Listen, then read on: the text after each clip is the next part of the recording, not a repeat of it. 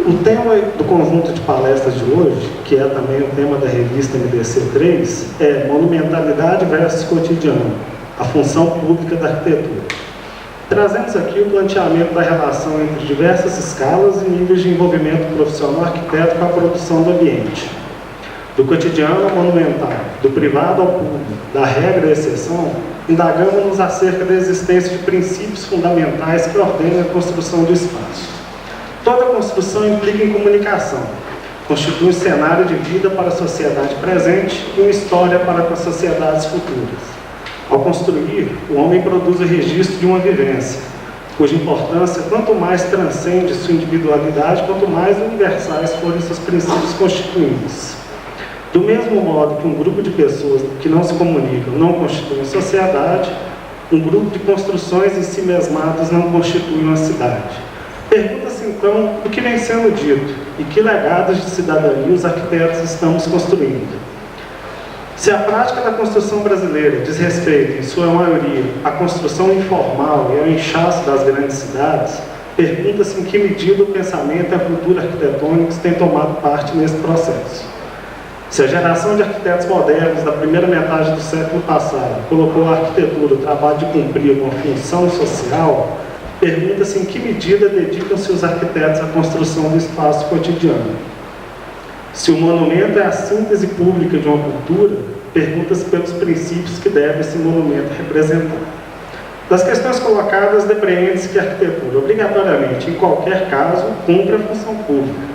Tem o ofício do arquiteto, portanto, uma responsabilidade social inescapável e da qual é necessária plena consciência. Mapeando aqui alguns aspectos desse tema, esperamos contribuir para a sua visibilidade e seu resgate. 3 arquitetos foram convidados a desenvolver o tema. Após as apresentações, será aberto espaço para a participação do público. Apresentamos, então, os arquitetos Flávio Gileno Carsalage, Carlos Antônio Leite Brandão e Joaquim Guedes. A primeira exposição é do arquiteto Flávio Gileno Carsalage, formado em Arquitetura e Urbanismo pela Escola de Arquitetura da UFMG em 1979, doutorando na Universidade Federal da Bahia, 2003, na área de Patrimônio Cultural, mestre em Arquitetura pela Escola de Arquitetura da UFMG, em 1997, professor de Arquitetura da UFMG desde 1982, onde exerceu a vice-diretoria no período de 1989 a 91, atualmente secretário municipal de Administração Regional da Pampulha, Prefeitura Municipal de Belo Horizonte, tendo atuado como presidente do Instituto Estadual de Patrimônio Histórico e Artístico de Minas Gerais, IFMG, entre 1999 a 2002, e presidente do Departamento de Minas Gerais do Instituto de Arquitetos do Brasil, IABMG, nas gestões de 1996, 1997, 1998 e 1999. Atuou ainda como profissional liberal na área de arquitetura e urbanismo e como professor visitante na University of Washington. Arquiteto premiado em vários concursos nacionais de arquitetura. Abrimos então a exposição ao arquiteto Flávio Carsalage.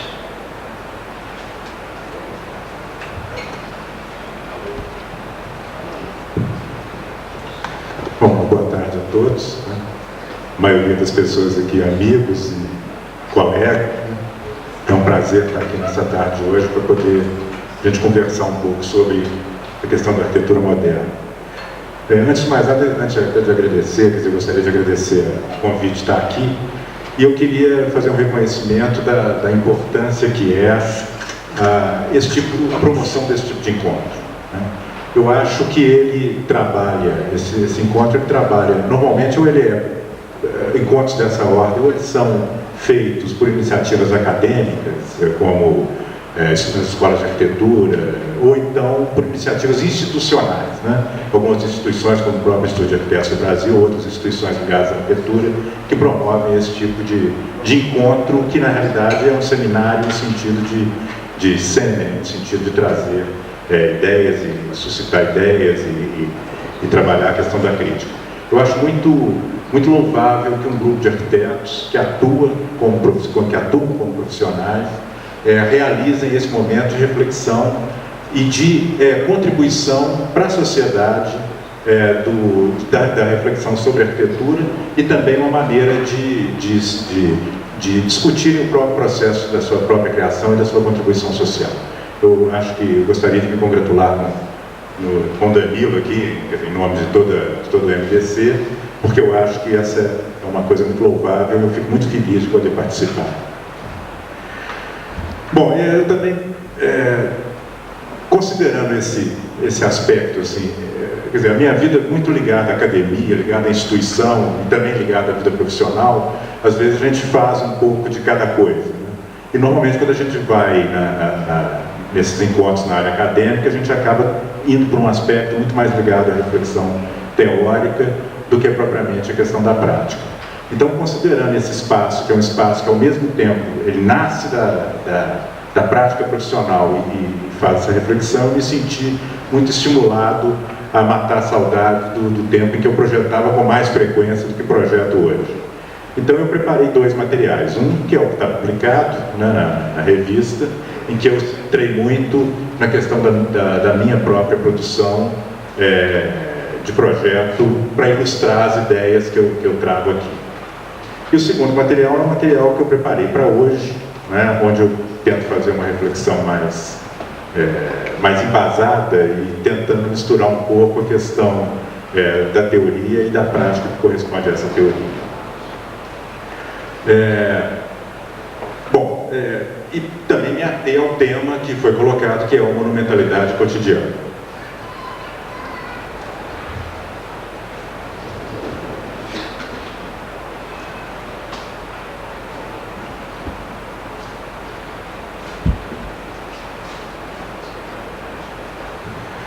Então, a base da minha reflexão que eu vou trazer aqui para a gente discutir juntos, dentro do tema monumentalidade cotidiana, eu tentei procurar abordar a questão da arquitetura moderna na sua relação com o lugar, que é uma questão muito rica e muito, me parece importante, até porque entre os diversos folclores, as diversas coisas ditas sobre a arquitetura moderna, as diversas injustiças que se cometem com relação ao movimento moderno da arquitetura, uma delas é dizer que a arquitetura moderna ela desprezava o lugar ou desconhecia o lugar, porque a ela não lhe interessava o pré-existente.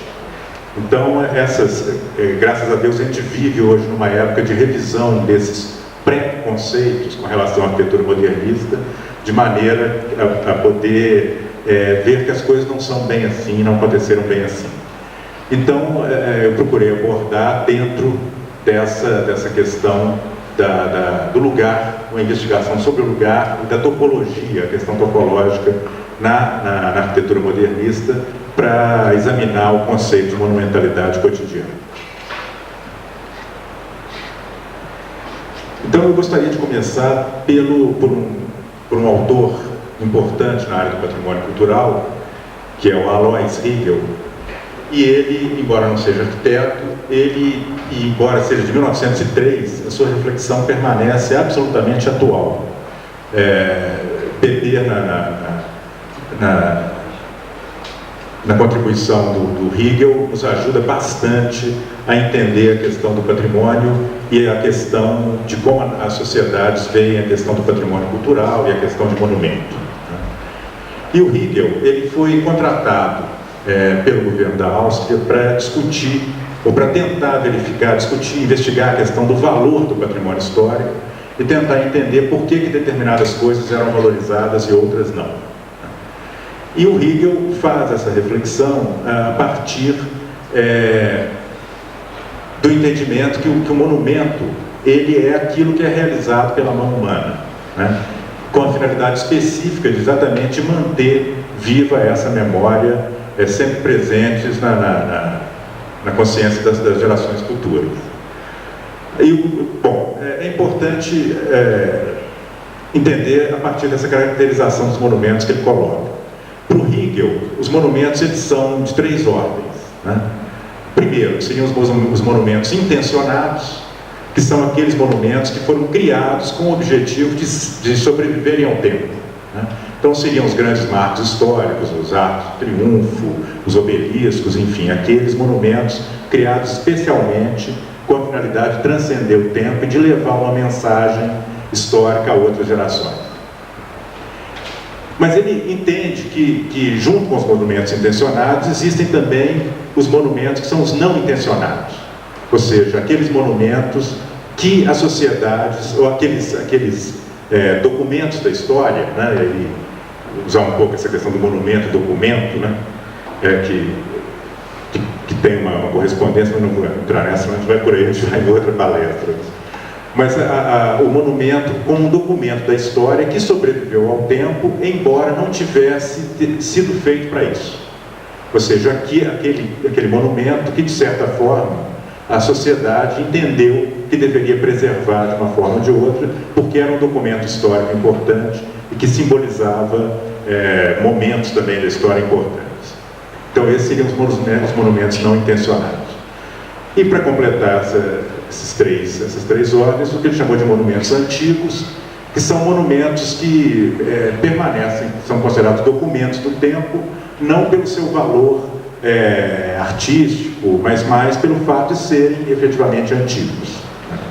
É um conceito também bastante complexo na obra do Hegel, e eu não vou explorá-lo em função do foco que eu quero trazer a essa fala, né? E complementa a sua obra exatamente essa discussão dos valores do monumento, né? Os monumentos históricos, artísticos, tem monumentos que são importantes por representarem alguma novidade, valor instrumental, contemporaneidade, antiguidade, enfim, no restante desse seu livro, né, O Culto Moderno aos Monumentos, de 1903, ele trabalha por aí. Mas o que eu acho importante é a gente trabalhar essa ideia do intencionados e não intencionados, para tentar entender como é que essa questão se coloca. E dentro então da obra do Hegel, eu queria reportar essa ideia do valor do monumento em Hegel, em que a gente pode verificar dois aspectos que são muito importantes para a linha de reflexão que eu quero colocar, né? O primeiro deles é exatamente essa face pública como critério de valor.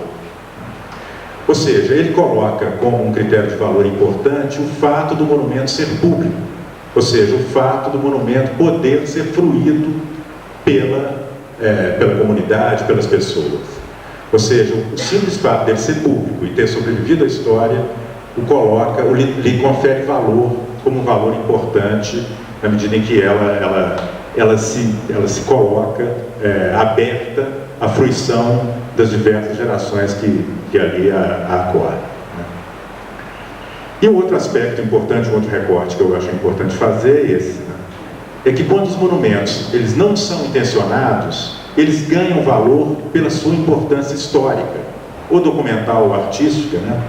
O que aponta para a ideia da legitimação social e cultural da obra. Então esse é um aspecto também que eu acho importantíssimo, inclusive nesse momento, quando a gente discute a questão de patrimônio histórico e patrimônio cultural, e que essa discussão vem à baila e muitas vezes as pessoas tentam arrumar critérios objetivos para definir o que é bom e o que não é bom na intervenção nos monumentos e nos prédios antigos, né? Como se fosse possível conseguir, num critério objetivo, definir o que seria um bom projeto ou um mau projeto. Nós que já participamos de conselhos e discussões nesse aspecto, a gente percebe a importância que o patrimônio se coloca quando ele é legitimado pela sociedade. Só tem sentido um monumento, uma intervenção no monumento, ou o monumento em si, acontecer como tal, se ele for legitimado pela sociedade e pela cultura. A gente deve voltar um pouco sobre essa reflexão um pouco mais à frente também. Muito bem. Vamos reservar então essa ideia do valor e vamos tentar investigar um pouco a questão da arquitetura moderna do lugar para poder cruzar, ao final, com essa reflexão do Hegel sobre a questão do valor do monumento. Então, a questão da modernidade, né, ela começa por essa questão, né?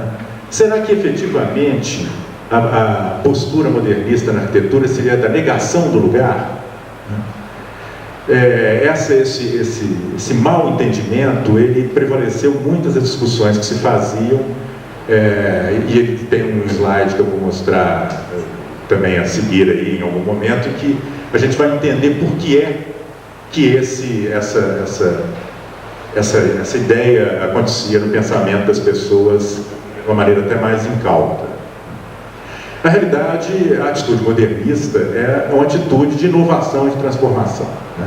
Esses dois aspectos são aspectos muito claros da atitude modernista. Na medida em que ela tinha uma tecnologia importante, nova, e que ela vinha, né, de uma tradição positivista, a ideia da inovação era uma ideia muito presente na arquitetura modernista. Mas também, né, até como um corolário da própria inovação, a ideia de transformação, ou seja, da melhoria, né, ou, se é que a gente pode dizer assim, da transformação dos lugares onde ela se colocava. Então, duas metas pareciam acontecer com frequência na atitude modernista. A primeira, a ideia de transformar o lugar, e a segunda, a de se colocar em contraste. A atitude modernista de celebrar a si própria como novo, como importante, ela forçava também, ou acontecia muitas vezes, se colocando em contraste com o pré-existente. Alguns exemplos de como eu imagino, que eu queria passar para vocês, mostrando que a ideia da arquitetura modernista, do movimento moderno em arquitetura, não era negar o lugar, mas ao contrário, criar outras formas de dialogar com o lugar, além das formas tradicionais pré-existentes, né? Uma delas é a ideia do pilotis. Quer dizer, a ideia do pilotis, a ideia do descortinamento da paisagem, a ideia da continuidade do solo natural sob o prédio, ela não é nunca uma ideia de negação do lugar. Ao contrário, a gente poderia dizer até que ela procurava valorizar o lugar natural, na medida em que permitia que o lugar natural acontecesse plenamente em contraste com o próprio prédio. Então é uma questão de uma nova exploração da arquitetura com o lugar, né? O mesmo, né, a Superquadros em Brasília, uma nova relação da arquitetura com o espaço urbano, né, uma forma nova de se relacionar com o lugar e de se posicionar os prédios com relação ao lugar. Esses slides, então, estão mostrando uma coleção de exemplos de diferentes formas da postura modernista de se relacionar com o lugar.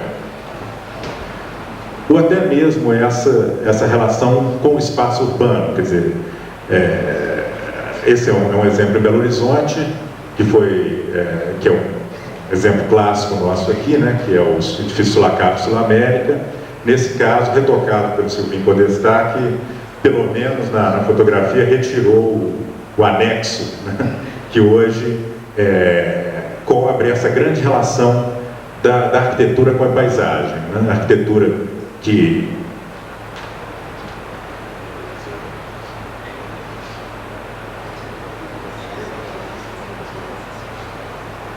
quer dizer, a praça que se abre para revelar o viaduto de Santa Teresa, né? E que tem, inclusive, muito a ver com a própria cidade de Belo Horizonte, que é uma cidade que trabalha num ritmo de expansões e fechamentos, né, na fruição do seu próprio espaço urbano. Então, quer dizer, a arquitetura modernista, ela coloca novas possibilidades de relação com a cidade, né? Na Avenida Paulista, né, que muitas críticas já foram feitas dizendo que como se cada prédio tivesse por unidade de composição lote, e que essa seria uma forma de negação do lugar, na medida em que o lote poderia ser considerado como um lugar abstrato, e que aquele lugar ele pairava solto no espaço como unidade de projeto. E aí o resultado seria uma coisa como a Avenida Paulista, onde teria pouco diálogo entre os prédios. Na realidade, o que me parece é que cada prédio, nesse caso, ensaia a sua própria relação com o lugar e quer corporificar as instituições de uma maneira própria, de uma maneira particular. Também não é uma questão de negação do lugar. Eu queria ter tido um slide melhor do Museu de Arte Moderna do Rio, porque a ideia desse slide era também mostrar a relação do prédio com a paisagem, mostrando novas formas de fruição da paisagem, que não as formas tradicionais. Mas esse slide, ele mostra muito prédio e pouco essa relação. Fico devendo um slide melhor para a próxima. Então, o que acontece é que nesse processo de transformação das cidades, né, aquele que ocorre mesmo no dia a dia, ao largo mesmo dos ensaios teóricos, a arquitetura moderna deixou de ser aquele primeiro intento de transformar radicalmente o mundo e começou a entender que ela precisava dialogar com a realidade pré-existente de alguma forma, né? Não no sentido de respeitar as pré-existências como de um determinado momento da história recente nós procuramos fazer, quase que mimetizando os nossos prédios na paisagem, para que eles não interferissem de forma alguma na paisagem pré-existente ou naquele patrimônio construído. Mas a ideia era de reinterpretar essas pré-existências e buscando novas formas de relação do objeto com o lugar. Esse no Pelourinho, na Salvador, né, que é o que os baianos chamam de forno de micro-ondas. Uma intervenção que eu acredito que, se não nega o lugar intencionalmente, né, ou se não foi feito para negar o lugar intencionalmente, ele não foi, né, porque ela procura guardar algumas alturas, pelo menos algumas relações com a paisagem pré-existente, ela se coloca com muita agressividade com relação ao lugar, né? Mas eu procurei selecionar aqui alguns outros exemplos de coisas de relações com o lugar têm sido feitas pela arquitetura contemporânea recente, de maneira a mostrar como o que está se procurando fazer, o que se procura fazer na arquitetura modernista é exatamente buscar outras formas de relação com o lugar que sejam mais ricas e deixando, né, de fazer com que a arquitetura, o edifício, tenha comunidade de projeto apenas o lote, mas que cada vez mais a gente celebre aquilo que a gente chama de arquitetura e urbanismo como campos inseparáveis. A arquitetura, como aliás é da tradição, né, a arquitetura formando a cidade e a cidade ensejando a arquitetura.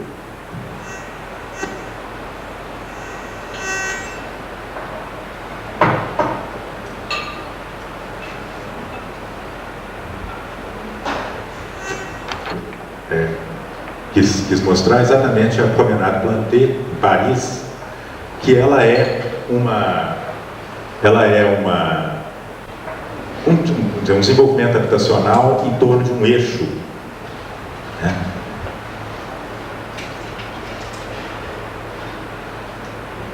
Em torno de um eixo se coloca aqui assim, né? E vem até aqui.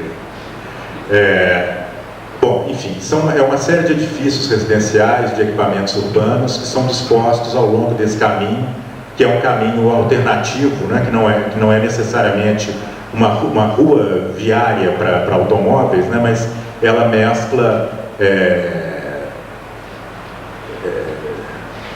ruas de pedestres e passagens sob vias de trânsito rápido com uma série de outras situações paisagísticas, né?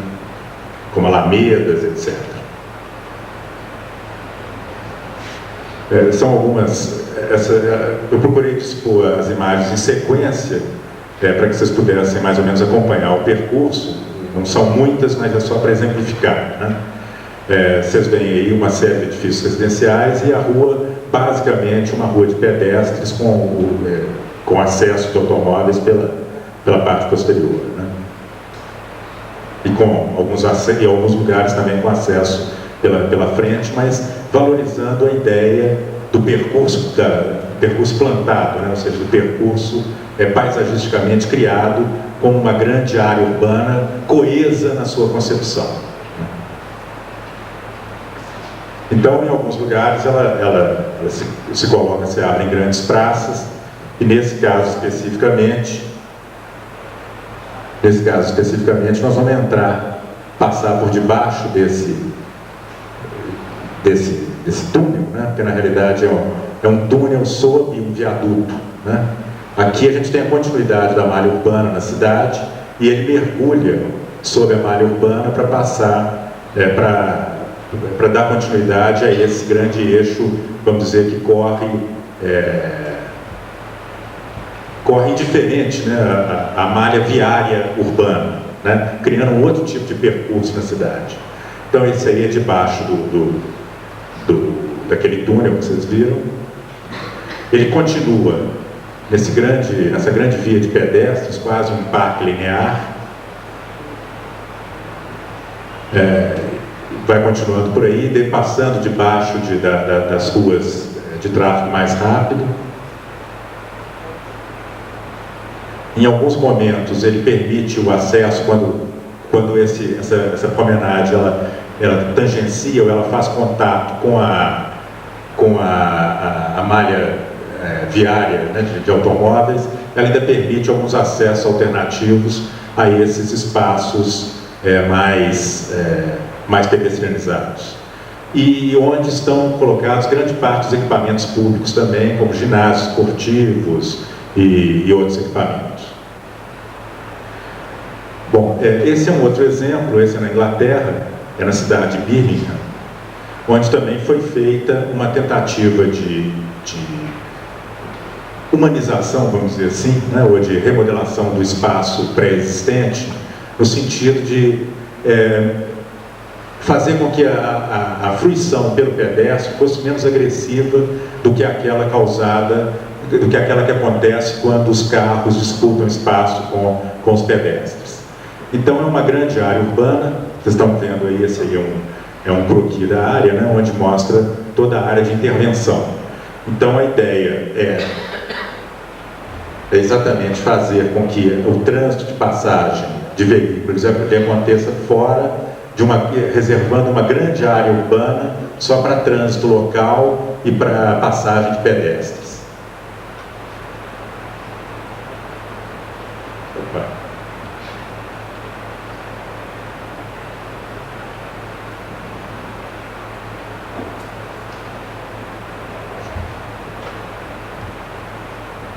Eu coloquei na forma de percurso para que fique mais fácil a gente entender a situação, né, de caminhada das pessoas. Então vocês reparem que é um trecho urbano que ele mescla a arquitetura mais antiga com a arquitetura moderna, mas apesar do contraste entre eles, não existe uma sensação de desconforto ou uma sensação ruim, né? Na realidade eles convivem muito bem, até porque integrados pela possibilidade da fruição urbana que ali se faz, né? Pena que não está muito, o ambiente está muito claro, não está dando para ver. Bom, só para... Bom, ao final desse percurso aqui, tem aquele prédio que vocês vão ver no próximo slide, né, que é um edifício institucional, prefeitura da cidade, se não me engano, né, que está ao final daquele eixo daquela rua. Nós vamos agora caminhar à esquerda, vamos passar aqui à esquerda desse prédio, onde o percurso continua. Vocês estão vendo, nós estamos passando à esquerda do prédio, continua a ideia do caminho de pedestres, né? E ali, naquele lugar, foi criada uma biblioteca pública, que também nós vamos passar por ela. Vocês reparem que o caminho, ele vai levando a biblioteca, e nessa biblioteca, acho que é uma biblioteca mesmo, se não me engano, nessa biblioteca, o pilotis do prédio foi desocupado de maneira a se tornar ele próprio espaço público e continuidade do percurso, né? E a ideia, então, é que ele fosse tratado como se fosse uma via urbana, inclusive com estabelecimentos comerciais e com possibilidade desse tipo de tratamento. Aqui saindo do prédio, também o espaço urbano continua, e vocês estão vendo aqui uma passagem de pedestre, essa passagem de pedestre que acontece por cima de uma via rápida de carros, dando a sensação que nós continuamos na via, né, fluindo a cidade, separados do movimento de uma via mais rápida de veículos, né? Passamos por ali e vamos continuando o percurso até outro edifício, no qual a gente também passa por dentro dele, buscando essas novas relações do espaço urbano, da arquitetura com o espaço urbano, como se fossem uma coisa integrada, e são, né? E concebidas integradamente. Ainda continuidade do percurso, Aqui é uma ponte sobre um canal de circulação de mercadorias que existe na cidade de Birmingham, né? O espaço urbano, né, revisto, ainda continuando no espaço urbano, alguns largos, né?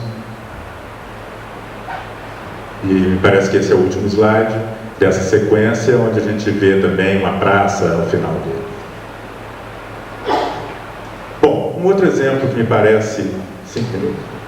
Um outro exemplo que me parece importante é o exemplo do Ministério das Finanças francês, né? Que tem uma relação com o lugar e com a pré-existência de uma riqueza impressionante, desde a começar pela forma, né? Pelas relações formais que o novo prédio estabelece com a pré-existência, como também a relação que ele cria com o lugar onde se instala.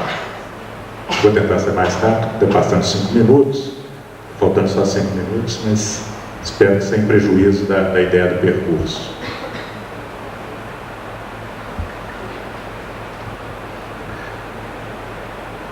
Vocês veem que o prédio se relaciona com a cidade de uma maneira bastante coesa e bastante integrada. Veja o modelo.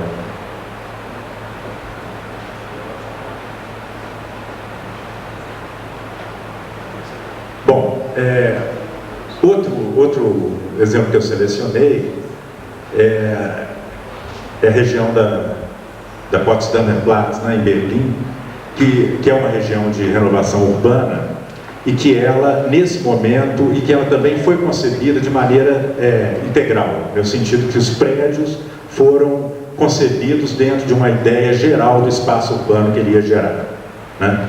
Então, essa aqui é uma maquete do conjunto, né? Onde existe a contribuição de vários arquitetos nesse conjunto, mas ele foi pensado de maneira a fazer com que o espaço urbano que acontecia entre os prédios acontecesse de maneira integrada, né? Não vou me deter nos prédios, mas vou mostrar alguns aspectos deles, também da ideia do percurso, né? Com entradas, inclusive, para os miolos de quadra. Um dos miolos de quadra, inclusive, é o lugar do Sony Center, que é uma grande praça pública a partir do qual se abrem os prédios, né? Quer dizer, então os prédios se abrem tanto para a malha urbana exterior, quanto para uma malha urbana interior que é criada. Dá para ver nada. Aqui na minha tela está melhor, por isso que eu estou ficando muito tempo. A região da Potsdamer Platz. Esse aqui é o Sony Center, né? A cobertura da grande praça central do Sony Center, que é essa aí. E aí a cidade realmente se apropria desse espaço em termos de festas, de encontros, né? Praça Marlene Dietrich, também no mesmo conjunto. Bom, agora para terminar, eu coloquei também alguns exemplos dos que foram publicados, alguns projetos que nós realizamos aqui em Belo Horizonte. Essa é a área da Avenida do Contorno, né? Vocês estão vendo aí o Ribeirão Arrudas, onde foi feito, no ano distante de 1980 e poucos, sei lá, né? O concurso para a nova sede do metrô, 1987, né? Então esse foi o projeto que nós apresentamos naquela época, ganhou o 3º lugar. O vencedor foi o Joel Campolina e o El e o Silvio, né? Acho que você estava na equipe também, né, Silvio? Ficaram em 2º lugar, né? Com a Jô também, né? Então esse é o lugar, vocês reparem que é um lugar absolutamente degradado pela presença dos automóveis e pela presença da via rápida, e é um lugar que veio perdendo significado na cidade, em função exatamente dessa sua banalização em termos de paisagem. Então a ideia do projeto foi recuperar o significado do lugar através de uma nova situação topológica, ou de uma nova inserção topológica do prédio nesse lugar, né? Então, aqui o 5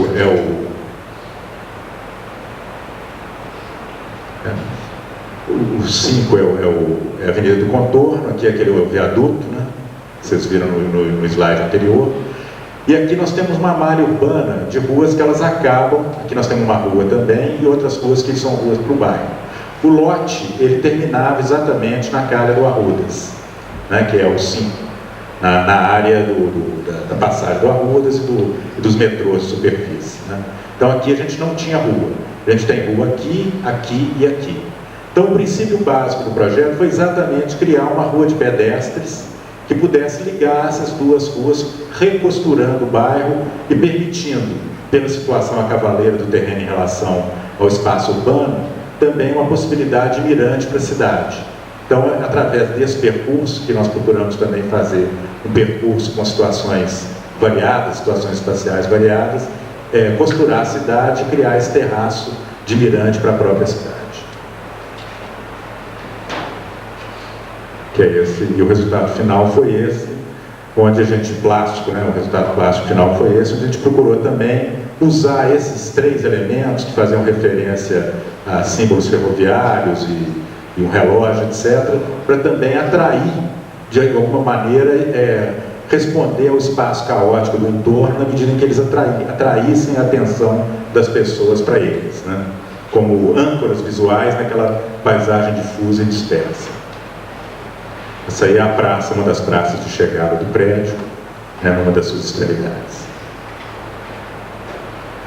Bom, esse outro eu também procurei nessa sequência, na hora que eu estava selecionando os exemplos, eu também quis homenagear algumas pessoas queridas e parceiras dos projetos, né?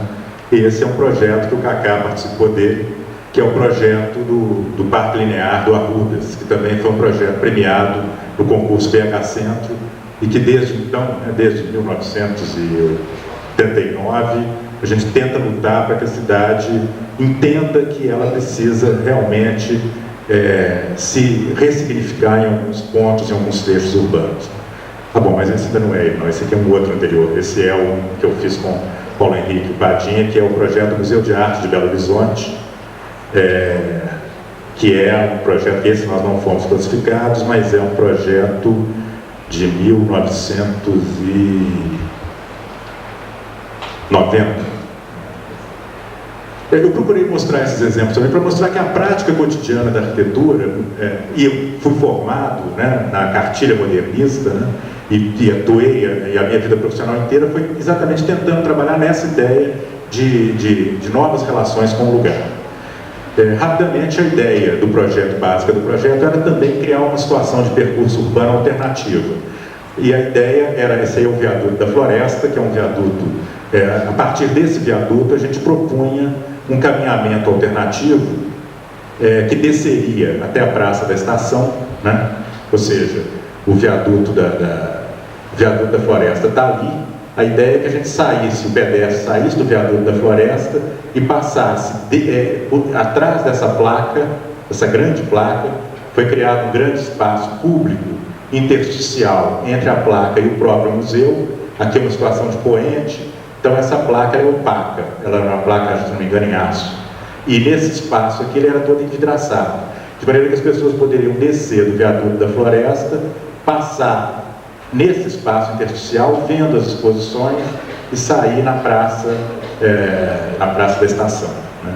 Essa foi a ideia básica do projeto. Esse é o espaço intersticial com a rampa que passa nesse espaço. Esse, então, agora é o do Parque Linear do Arrudas, projeto que teve uma equipe muito grande, entre elas, da qual participou o Cacá, que também, vocês reparem, é uma grande área urbana, de um enorme potencial urbano, e a ideia básica do projeto era encobrir o metrô, né, colocar uma grande laje por cima do metrô, entubar o metrô nesse momento, criando uma plataforma superior e uma inferior. As duas áreas como áreas ajardinadas, áreas de parque público, né? Isso era possível. Vocês reparem que nós temos um grande estoque de áreas. Toda essa área aqui, toda essa área que vocês estão vendo aqui, é uma área subutilizada à época. Hoje já temos esse prédio aqui, mas à época nem esse prédio a gente não tinha. Era uma grande área livre, da rede ferroviária federal absolutamente inutilizada. Então a ideia, o resultado final foi esse, né? A criação dessas duas lajes, né? Uma laje superior e uma laje inferior, as duas com tratamento de parque. Essa é uma foto tirada do prédio da Escola de Engenharia. Fica mais fácil para aqueles que são de Belo Horizonte, mas eu acredito que pelo menos 90% da plateia seja de Belo Horizonte, então não vai ser difícil entender o lugar, né? Aqui é o Colégio Batista, e esses prédios faziam parte da proposta como uma maneira de autofinanciar, do projeto ser autofinanciável, né? De financiar essa intervenção como operação urbana ou algo similar. Outra vista, aí a partir da plataforma superior. Tratamento da praça, da estação. Bom, e para finalizar, o outro projeto que é a homenagem exatamente a dois participantes do MBC, né? O Robin e o Alexandre, nesse projeto que ganhou o 2º lugar no concurso nacional para o Memorial de Campo Grande. Campo Grande, né, no Mato Grosso do Sul, estava fazendo 100 anos a cidade, e a ideia era se criar um memorial para a cidade. E esse memorial, quer dizer, não era um memorial só, mas era também um grande equipamento urbano, que tinha auditórios, teatros, oficinas de ensino, aprendizagem, etc. E nós fizemos esse trabalho exatamente como sendo um trabalho de recomposição dos caminhos e percursos urbanos, né? Vocês veem aqui a malha pré-existente, e a nossa ideia foi colocar aqui tinha um córrego, tem um córrego, e a ideia foi exatamente de colocar percursos alternativos para os pedestres. Aqui, inclusive, aqui a gente tem uma topografia que desce, a gente tinha só para ilustrar, né, uma grande via que vinha plana enquanto a topografia descia, de maneira que nesse ponto aqui a gente tinha o ponto mais importante do projeto, que era um salão de eventos, que ele ficava em situação bem distinta, né, em relação à paisagem toda. Mas, de qualquer maneira, os prédios se misturavam com a paisagem de maneira que a gente não tinha uma distinção clara do que era edifício, do que era cidade e do que era paisagem natural, né? A ideia é que as coisas tivessem também coesas e integradas, que talvez dê para entender um pouco melhor, né, a partir vendo a planta, dê para entender um pouco melhor essa questão, né? O que é a ideia da proposta, né? Dessa criação de lugares, percursos e caminhos. Outra vista, uma rua marginal passando pelas oficinas. Bom, só para concluir, até porque meu tempo já acabou, né? Tentando costurar essa ideia do monumento do lugar, que na realidade esse lugar urbano que a arquitetura cria que é a face pública do monumento, né? Então, na hora que o movimento moderno preocupa em criar exatamente essa nova topologia e essa nova relação da arquitetura com o lugar, na realidade ele está revelando, ele está fazendo com que cada vez mais os prédios se tornem públicos e fruíveis a partir dos percursos que acontecem na cidade. Ou seja, a criação desse lugar urbano é uma questão importante que o movimento moderno coloca, né? Então, o movimento moderno, ao criar essa nova topologia, ele recoloca a ideia de monumento. Ou seja, o documento de uma nova morfologia urbana e a sua fruição pública são eles em si o verdadeiro monumento, e a gente liga isso àquela ideia do Hegel, né? Ao valor do monumento, ao valor público do monumento, né? E, em segundo lugar, né, que o movimento moderno, ao criar uma nova topologia, recoloca também a ideia de valor. Ou seja, a relação entre a obra e o público é calcada na fruição do bem como coisa pública, né? Ou seja, a marca da cultura acessível ao público de maneira cotidiana e não separada e apartada do público como se fosse algo a que eles não tivessem acesso. Pois o monumento, ele só tem esse valor de um monumento na medida em que ele se coloca público, se coloca acessível ao público e legitimado por esse público. Era isso que eu tinha a dizer. Muito obrigado.